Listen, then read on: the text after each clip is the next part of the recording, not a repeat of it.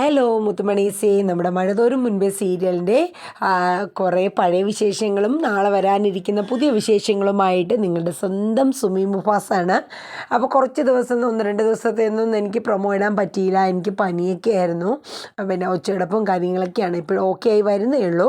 എങ്കിലും എൻ്റെ മുത്തുമണീസൊക്കെ നമ്മുടെ പ്രൊമോയ്ക്ക് വേണ്ടിയിട്ട് കാത്തിരുന്നോ?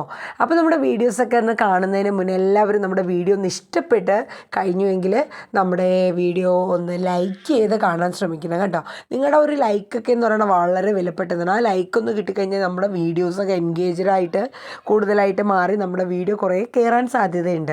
അപ്പോൾ എൻഗേജ്ഡ് ആവണമെങ്കിൽ നിങ്ങളുടെ ലൈക്കും കമൻറ്റുകളൊക്കെ ഇങ്ങനെ വരണം കേട്ടോ. അപ്പോൾ നമുക്ക് വിശേഷത്തിലോട്ട് പോവാം. അങ്ങനെ നമ്മുടെ അലീന ബാലേന്ദ്രൻ്റെ സ്വന്തം മകളെപ്പോലെ അംഗീകാരമൊക്കെ കിട്ടി നല്ല രീതിയിൽ നിൽക്കുകയാണ്. വൈജയന്തി മുത്തശ്ശീനെ കൊണ്ടുവന്ന് അങ്ങ് കൈതയ്ക്കൽ വീട്ടിലോട്ട് ആക്കുകയാണ്. കാരണം മുത്തശ്ശീനെ വീട്ടിൽ കൊണ്ടുവന്ന് ആക്കിയതിൻ്റെ കാരണം വേറൊന്നുമല്ല, കാരണം അലീന മുത്തശ്ശിയെ നോക്കാൻ വേണ്ടി വന്നതാണ് എന്നാണല്ലോ പറഞ്ഞത്. അപ്പോൾ ഇനി മുത്തശ്ശിയില്ല, ആ പേരും പറഞ്ഞ് ഇനി നിൽക്കണ്ടല്ലോ എന്ന് കരുതിയിട്ടുണ്ട്. അങ്ങനെ വൈജയന്തി പ്രത്യേകം ഫുഡൊക്കെ വീട്ടിൽ തയ്യാറാക്കണു. അപ്പോൾ ബബിതയും രോഹിത്തും ആ ഫുഡ് കഴിക്കണു, അമ്മ ഉണ്ടാക്കുന്ന ഫുഡ്. അപ്പോൾ ബാലേന്ദ്രന് ഉള്ള ഫുഡും അലീനയ്ക്കുള്ള ഫുഡും അലീന ഉണ്ടാക്കുകയാണ്. കാരണം കഴിക്കില്ല എന്നുള്ള തീരുമാനം വൈജ പറഞ്ഞല്ലോ. അപ്പോൾ അവസാനം കൃഷ്ണമോള് ഈ അമ്മ ഉണ്ടാക്കുന്ന ഫുഡിൻ്റെ കറികളൊന്നും അവൾക്ക് ഇഷ്ടപ്പെടുന്നില്ല. കൃഷ്ണമോള് കൂടുതലും അലീന ഉണ്ടാക്കുന്ന ഫുഡൊക്കെ കറികളും കൂട്ടിയാണ് ചോറ് തിന്നുന്നത്. പക്ഷേ രോഹിത്തും ബബിതയും കൂടെ കൃഷ്ണേനെ നന്നായിട്ട് ബ്രെയിൻ വാഷ് ചെയ്യാൻ നോക്കി. പക്ഷേ കൃഷ്ണമോള് മാറിയില്ല. കാരണം കൃഷ്ണമോൾക്ക് അറിയാമല്ലോ ഇത് സ്വന്തം ചേച്ചിയാണ്, ചേച്ചി ഉണ്ടാക്കുന്ന ഫുഡ് കഴിക്കുന്നതുകൊണ്ട് ഒരു ബുദ്ധിമുട്ട് വരാൻ പോണില്ല. കാരണം അച്ഛനുണ്ടല്ലോ എന്തിനും ഏതിനും. പിന്നെ ഇനി അമ്മ ഇനി എന്ത് കൊല്ലം തുള്ളിയാലും തനിക്കിതൊന്നും ഒരു പ്രശ്നമല്ല എന്ന രീതിയിലാണ് കൃഷ്ണക്കുട്ടി.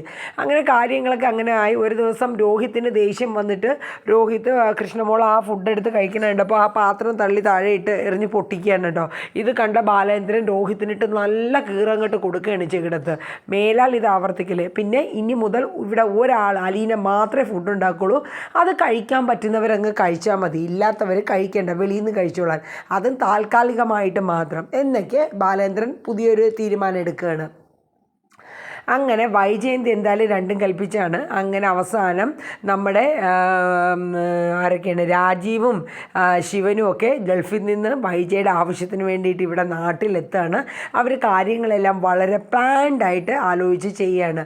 അങ്ങനെ ആലോചിച്ച് ഗംഗേട്ടനെ മാത്രം ഇതൊന്നും അറിയിക്കണ്ട. കാര്യം എന്ന് വെച്ചാൽ ഗംഗേട്ട ഇവിടെ ഇല്ല, എന്തോ ഡൽഹിയിൽ മോളുടെ കൂടെയാണ്. അതുമല്ല വൈജ പറഞ്ഞ അനുസരിച്ചിട്ട് ഗംഗേട്ട ബാലേന്ദ്രൻ്റെ സൈഡായിട്ടാണ് സംസാരിക്കുന്നത്. അപ്പോൾ ഇത് നമ്മുടെ ശിവേട്ടനും നമ്മുടെ രാജീവും കൂടെ ചേർന്ന് പിന്നെ നമ്മുടെ രാവുണ്ണി അമ്മാവൻ്റെ മക്കളും എല്ലാവരും കൂടെ കടപ്പാട്ട് വീട്ടിലെത്തുകയും അവിടെ എത്തി എല്ലാവരും കൂടെ ചേർന്നിട്ട് ബാലേന്ദ്രനെ കാണാൻ വരാൻ വേണ്ടി ഇരിക്കുകയാണ്. എന്തിനാണ്? നമ്മുടെ അലീനേനെ പുറത്ത് തള്ളാൻ വേണ്ടിയിട്ട്. പക്ഷേ ഈ സമയത്ത് നമ്മുടെ രേവതിക്കുട്ടി വിളിക്കുകയാണ് കേട്ടോ അലീനനെ. ചേച്ചി എന്നാ വരുന്നത്? അപ്പോൾ പറഞ്ഞു, മോളെ ഞാൻ 2 ദിവസത്തിനകത്ത് വരാമെന്ന് വിചാരിച്ചാണ്, പക്ഷേ അച്ഛൻ വിടുമെന്ന് തോന്നുന്നില്ല. കാരണം എന്തെന്ന് വെച്ചാൽ ഇപ്പം അമ്മയുടെ, അതായത് വൈജയന്തിയുടെ വീട്ടിൽ നിന്ന് ആങ്ങളമാരൊക്കെ നാളെ വരുന്നുണ്ട്. അപ്പോൾ അവർ വരുന്നത് കൊണ്ട് ഇനിയിപ്പം ഞാൻ ഇവിടെ ഇല്ലെങ്കിൽ പറ്റില്ലെന്നാണ് അച്ഛൻ പറയുന്നത്. അപ്പോൾ ഇത് കേട്ടപ്പോൾ രേവതിക്കുട്ടി പറഞ്ഞു, ചേച്ചി അവരെല്ലാവരും കൂടെ വരുമ്പോൾ ചേച്ചിയോടത്ത് അവരൊക്കെ ഇനി എങ്ങനെ പെരുമാറുക? അപ്പോൾ ഇത് കേട്ടപ്പോൾ രേവതിക്ക് ഭയങ്കര, നീ എന്തിനാ മോളെ പേടിക്കുന്നത്? ഇവിടെ അച്ഛനില്ലേ, പിന്നെ കൃഷ്ണമോളുണ്ട്, പിന്നെ എന്തിനാണ് പേടിക്കുന്നതെന്ന് ഇങ്ങനെ രേവതിക്കുട്ടിയോട് അലീന പറയുന്നുണ്ട്. അപ്പോൾ ഇതൊക്കെ കേട്ട് കഴിഞ്ഞ ശേഷം രേവതിക്കുട്ടി ഫോൺ വയ്ക്കുകയാണ്. എന്നിട്ട് നേരെ മാമച്ചൻ്റെ അടുത്തും ഗ്രേസമ്മയുടെ അടുത്തും ചെന്നിട്ട് കാര്യങ്ങളൊക്കെ പറയണം. അപ്പോൾ അവർ എല്ലാവരും കൂടെ ചേർന്ന് തീരുമാനിക്കുകയാണ് നാളെ തന്നെ അവരും അങ്ങോട്ട് ബാലേന്ദ്രൻ്റെ അടുത്തോട്ട് പോയി അലീനെ ഇങ്ങ് കൂട്ടിക്കൊണ്ട് വരാമെന്നും പറഞ്ഞ്. അതിനിടയിൽ അലീന ചെന്ന് ചോദിച്ചു, ഇങ്ങനെ അമ്മയുടെ ആങ്ങളമാരൊക്കെ വരുന്നുണ്ടല്ലോ, അപ്പോൾ 2 ദിവസത്തേക്ക് വേണമെങ്കിൽ അച്ഛൻ ഞാൻ മാറി നിന്നാലോ, വലിയൊരു പ്രശ്നം ഉണ്ടാവണ്ട. അതിന് മോളെ നീ ഇപ്പോൾ 2 ദിവസം മാറിയിട്ട് പിന്നെ ഇങ്ങോട്ടല്ലേ വരേണ്ടത്, അപ്പോൾ പ്രശ്നം ഉണ്ടാവില്ല. ഇവരൊക്കെ എത്ര ദിവസം ഇവിടെ ഉണ്ടാവുമെന്നൊന്നും നമുക്ക് പറയാൻ പറ്റില്ല. അങ്ങനെ കാര്യങ്ങളൊക്കെ ആ രീതിയിൽ നിൽക്കുമ്പോൾ നമ്മുടെ വൈജയന്തി ബാങ്കിൽ പോയിട്ട് കയറി വരണം. അപ്പോൾ ഇവരെല്ലാവരും ചായയൊക്കെ കുടിച്ചുകൊണ്ടിരിക്കുകയാണ്. അപ്പോൾ നമ്മുടെ ബബിതയ്ക്ക് വിശന്നിട്ട് പാടില്ല. അപ്പോൾ ബബിതയും അവിടെ പഴംപൊരിയും അലീന ഉണ്ടാക്കിയ പഴംപൊരിയും ചായയൊക്കെ കൂട്ടി കഴിച്ചുകൊണ്ടിരിക്കുകയാണ്. അപ്പോൾ വൈജ വന്നിട്ട് പറയുന്നുണ്ട്, നീ കുടിക്കടി, ചായ കുടിക്കുക, നിന്നും കൂടെയൊക്കെ ഉള്ളൂ നിൻ്റെ ഫുഡ് ഉണ്ടാക്കലും കഴിക്കലും ഒക്കെ. നാളെ എൻ്റെ ആങ്ങളമാരെല്ലാവരും കൂടെ വരുന്നുണ്ട്, എൻ്റെ ബന്ധുക്കളും ഒക്കെ ഉണ്ട്, നിന്നെ കാണിച്ചു തരാം, നിന്നെ ആട്ടിപ്പായിക്കുന്നത് എങ്ങനെയാണെന്ന് കാണിച്ചു തരാം. അപ്പോൾ കൃഷ്ണമോള് പറയുന്നുണ്ട്, അതെ അമ്മയുടെ കോൺഫിഡൻ്റ് ഒക്കെ നല്ലതാണ്, പക്ഷേ ആരാ പുറത്തിറങ്ങുന്നതെന്നുള്ളതിൽ എനിക്ക് സംശയമുള്ളൂ എന്ന് പറയുന്നുണ്ട്. അപ്പോൾ അലീന പറയുന്നുണ്ട്, ഓ അവൾ കണ്ടില്ലേ, അവൾ അച്ഛൻ്റെ കൂടെ നിന്ന് അവളെ അങ്ങോട്ട് സപ്പോർട്ട് ചെയ്യുന്നത് കണ്ടില്ലേ എന്നൊക്കെ പറഞ്ഞ് കൃഷ്ണമോളെ കുറേ അങ്ങോട്ട് പറയുകയാണ്. കൃഷ്ണമോൾ അതൊന്നും വകവയ്ക്കില്ല. അങ്ങനെ പിറ്റേ ദിവസം ആവുകയാണ്. ആ സമയത്ത് കൃഷ്ണമോൾ സ്കൂളിൽ പോകണം. അപ്പം ബബിത പറയുന്നുണ്ട്, എടി ഇന്നിവിടെ വലിയ പ്രശ്നങ്ങളൊക്കെ നടക്കും, നീ അത് കാണുന്നില്ലേ? അപ്പോൾ പറഞ്ഞു, വേണ്ട ചേച്ചി കണ്ടോളൂ, ചേട്ടനും ചേച്ചിയും കണ്ടോളൂ, എനിക്ക് കാണേണ്ട കാര്യമൊന്നുമില്ല. എന്തായാലും ഇവിടെ എന്താ നടക്കാൻ പോകണമെന്നുള്ളതൊക്കെ എനിക്കറിയാം. എൻ്റെ അച്ഛൻ്റെ വാക്കിനെ ഇവിടെ വിലയുള്ളൂ, അല്ലാണ്ട് വേറെ ഒന്നും ഇവിടെ വില പോകില്ല. പിന്നെ ചേച്ചിക്ക് വേണമെങ്കിൽ മൊബൈലിൽ ഫോണിൽ വേണമെങ്കിൽ വീഡിയോ ഒക്കെ ഒന്ന് പിടിച്ചു വെച്ചോ, ഞാൻ വരുമ്പോൾ കാണാമല്ലോ. അപ്പോൾ വൈജ പറയുന്നുണ്ട്, നീ പോയിട്ട് വാടി, വരുമ്പോൾ ഇവിടെ എന്താണെന്നുള്ളത് കാണിച്ചു തരാമെന്ന് പറയുന്നുണ്ട്. അപ്പോൾ അലീന ചേച്ചി ഞാൻ പോയിട്ട് വരാം, എൻ്റെ ടിഫിനൊക്കെ എടുത്ത് താട്ടേന്ന് പറഞ്ഞ് കൃഷ്ണമോള് പോവാണ്. അപ്പം നമ്മുടെ ബാലചന്ദ്രന് ഇതിൻ്റെ ഇടയിൽ നമ്മുടെ ശിവേട്ടൻ വിളിക്കുകയാണ്. അത് ബാലേന്ദ്ര, ഞാൻ അങ്ങോട്ട് വരുന്നുണ്ട്, ഞാനും രാജീവും പിന്നെ രാവുണ്ണി അമ്മാവൻ്റെ മക്കളൊക്കെ ഉണ്ടാവും, അവരും കൂടെ എത്തിയിട്ട് ഞങ്ങളൊരു 8-9 പേരോളം ഉണ്ടാവും. ആണോ, അത്ര പേരേ ഉള്ളൂ? അപ്പോൾ എല്ലാവരെയും കൂട്ടി വാ എന്നൊക്കെ പറയുന്നുണ്ട്. ഇതിനിടയിൽ 2 പ്രാവശ്യം ശിവേട്ടൻ വിളിച്ചിട്ടുണ്ടായിരുന്നു ബാലേന്ദ്രന്. വീട്ടിലെ പ്രശ്നങ്ങളൊക്കെ എന്താണ്, നിങ്ങളുടെ അസുഖം എങ്ങനെയൊക്കെ ഉണ്ട് ബാലേന്ദ്ര എന്നൊക്കെ ചോദിച്ച് വിളിച്ചു. അപ്പം പ്രശ്നം ഇവിടെ നിങ്ങളുടെ പെങ്ങൾ തന്നെയാണ്, അല്ലാണ്ട് വേറെ പ്രശ്നങ്ങളൊന്നുമില്ല. പിന്നെ എൻ്റെ അസുഖമൊക്കെ നന്നായിട്ട് കുഴപ്പമില്ലാണ്ട് റെസ്റ്റൊക്കെയാണ് പോകുന്നുണ്ടെന്ന് പറയുന്നുണ്ട്. അപ്പോൾ ഈ പ്രശ്നങ്ങളൊക്കെ ഒഴിവാക്കാൻ പാടില്ലേ ബാലേന്ദ്ര എന്ന് ശിവേട്ടൻ ചോദിക്കുന്നുണ്ട്. അപ്പം പ്രശ്നം നിങ്ങളുടെ പെങ്ങളുടെയാണ്, പെങ്ങളെ പറഞ്ഞ് മനസ്സിലാക്കുന്നൊക്കെ പറഞ്ഞ് കാര്യങ്ങൾ സംസാരിച്ചു. എന്തായാലും നാളെ വന്നിട്ട് സംസാരിക്കുക എന്നുള്ള രീതിയിലാണല്ലോ അവർ വരാനിരിക്കുന്നത്. അങ്ങനെ എല്ലാവരും കൂടെ വരാനായിട്ട് പോവാണ്. പക്ഷേ ഇവർ വരുന്നതിന് തൊട്ട് മുന്നേ തന്നെ അലീനയോട് പറയാണ്ട് രേവതിക്കുട്ടി മാമച്ചനും ഗ്രേസമ്മയും കൂടെ വീട്ടിലോട്ട് വരികയാണ്. അപ്പോൾ അലീനയുടെ അടുത്ത് വിളിച്ച് റൂട്ടൊക്കെ ചോദിച്ച് വരാമെന്ന് വിചാരിച്ചിരുന്നു. പക്ഷേ അപ്പോൾ അലീന അറിയത്തില്ലേ, അതുകൊണ്ട് അലീനയെ അറിയിക്കാണ്ട് തന്നെ അവർ വരികയാണ്. അങ്ങനെ അവർ ബാലേന്ദ്രൻ്റെ ജ്വല്ലറിയും കാര്യങ്ങളും ടെക്സ്റ്റൈൽസൊക്കെ ഉള്ളതല്ല, അതൊക്കെ ചോദിച്ച് വരെടുത്ത് അവരെത്തി. അപ്പം നമ്മുടെ കോളിംഗ് ബെൽ അടിച്ചപ്പോൾ നമ്മുടെ വൈജ ഓടി ചെല്ലുകയാണ്. കാരണം അവർ ആങ്ങളമാരൊക്കെ ആണെന്ന് കരുതി കാത്തിരിക്കുകയായിരുന്നു അവരാണെന്ന്. പക്ഷേ ചെന്നപ്പോൾ ഇവരാണ്. അവരെ കണ്ടപ്പോൾ ഒരു തരം അഹങ്കാരം വളിച്ചൊരു മുഖത്തോടു കൂടി ഇങ്ങനെ അവരെ നോക്കുകയാണ്. നിങ്ങളോ? അപ്പോൾ രേവതിക്കുട്ടി അറിഞ്ഞ്, എന്തേ ഞങ്ങളാണ്, മനസ്സിലായില്ലേ? ഓ നിങ്ങളെന്താണോ വന്നേ? അങ്ങനെ അലീനയും ഓടി വന്നപ്പോൾ ഇവരാണ്. അങ്ങനെ രേവതിക്കുട്ടി അലീനയും തമ്മിൽ കെട്ടിപ്പിടിക്കുന്നു. അങ്ങനെ കാര്യങ്ങളൊക്കെ സംസാരിക്കണം. ഒരു അതിഥികളോട് എങ്ങനെ ബിഹേവ് ചെയ്യണം എന്നുള്ള ഒരു മര്യാദ നമ്മുടെ വൈജയ്ക്കില്ല. അപ്പോൾ നമ്മുടെ മാമച്ചൻ പറഞ്ഞു, ഞങ്ങൾ അലീനയെ കൊണ്ടുപോകാൻ വേണ്ടി വന്നതാണ്, പിന്നെ ബാലേന്ദ്രന് സുഖമില്ലാന്ന് അറിഞ്ഞിട്ട് ഒന്ന് വരാൻ പറ്റിയില്ല, അപ്പോൾ അതും കൂടെ ഒന്ന് കണ്ടിട്ട് പോകാൻ വേണ്ടി വന്നതാണ്. നിങ്ങളെ എന്നെ എവളും നിങ്ങളൊക്കെ എന്താണ് ഇവിടെ കയറി ഇങ്ങനെ നിറങ്ങണം, എവളെ ആരാ, നിങ്ങൾ ബന്ധുക്കളോ? ഈ വീട്ടിലെ ആൾ ഞാനാണ് എന്ന് പറയുന്നുണ്ട്. അങ്ങനെ പറഞ്ഞ് കാര്യങ്ങൾ അങ്ങോട്ടും ഇങ്ങോട്ടൊക്കെ ഒരു മോശം രീതിയിലൊക്കെയാണ് സംസാരിക്കുന്നത്.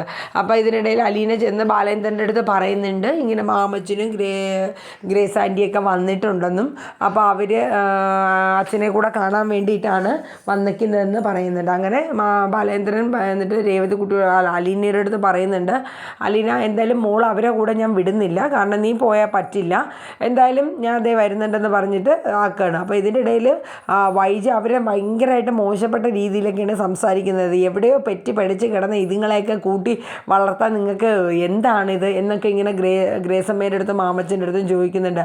അതെ, ഞങ്ങൾക്ക് രേവതിക്കുട്ടി ഞങ്ങളുടെ സ്വന്തം മോളെ പോലെയുണ്ട്. ഇനിയിപ്പോൾ നിങ്ങളെ ഈ വീട്ടിലെ വേലയും ചെയ്ത് നിന്നിട്ട് ആ കുട്ടി ഇത്രയും കഷ്ടപ്പെടുത്തണം, അവളെയും ഞങ്ങളെ കൂടെ കൊണ്ടുപോയി നോക്കുന്നില്ല, ഞങ്ങൾക്ക് ഒരു ബുദ്ധിമുട്ടുമില്ല, പണത്തിനെ ഞങ്ങൾക്ക് ഒട്ടും കുറവില്ല എന്ന് ഗ്രേസമ്മയും പറയുന്നുണ്ട്.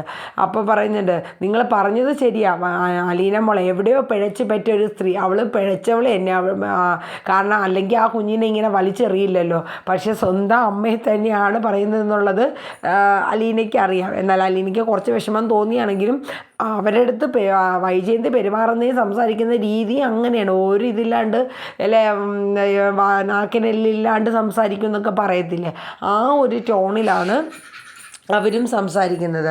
അപ്പോൾ എന്തായാലും ഇനിയിപ്പോൾ കൈതക്കൽ വീട്ടിൽ നിന്ന് ഒരു ഗ്യാങ് തന്നെ ഇങ്ങോട്ട് കടപ്പാട്ട് വീട്ടിലോട്ട് വരുന്നുണ്ട്. ഈ വന്നു കഴിഞ്ഞാലുള്ള ഇനി യുദ്ധങ്ങൾ എന്തൊക്കെയാണെന്നും ഇതെങ്ങനെയാണ് ബാലചന്ദ്രൻ ഫേസ് ചെയ്യണമെന്നുള്ളതൊന്നും നമുക്കറിയില്ല.